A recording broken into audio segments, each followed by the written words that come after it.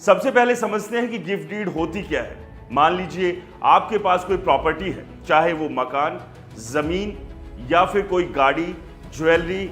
अगर आप इसे किसी को बिना पैसे लिए यानी मुफ्त में देना चाहते हैं तो उसे गिफ्ट कहते हैं। लेकिन इसके लिए कुछ कानूनी नियम फॉलो करने पड़ते हैं और यहीं से गिफ्ट डीड की बात आती है। गिफ्ट डीड एक लीगल डॉक्यूमेंट है जिसमें लिखा जाता है कि आप अपनी प्रॉपर्टी किसी और को गिफ्ट दे सकते हैं। अब आते हैं उस सवाल पर जिसे सुप्रीम कोर्ट ने हाल ही में क्लियर किया।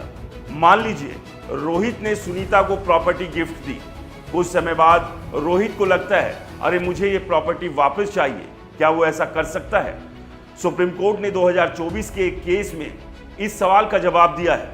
कोर्ट ने कहा सेक्शन 126 ऑफ टीपीए के तहत गिफ्ट डीड को रद्द करने की केवल 3 शर्तें हैं। पहला, म्यूचुअल एग्रीमेंट। अगर डोनर और डोनी दोनों सहमत हो तो गिफ्ट रद्द हो सकता है, तो इसे रिवोक किया जा सकता है। उदाहरण के तौर पर रोहित और सुनीता दोनों कहें ठीक है, प्रॉपर्टी वापस कर देते हैं। दूसरा, कंडीशन का उल्लंघन, अगर गिफ्ट डीड में कोई शर्त हो। तीसरा, कॉन्ट्रैक्ट का रद्द होना, अगर गिफ्ट डीड का आधार ही गैर कानूनी हो जाए या कानून बदल जाए तो गिफ्ट अपने आप रद्द माना जाएगा। लेकिन ध्यान दें, अगर गिफ्ट डीड में कोई शर्त लिखी है कि डोनर बाद में गिफ्ट रद्द कर सकता है तो इसे रद्द किया जा सकता है।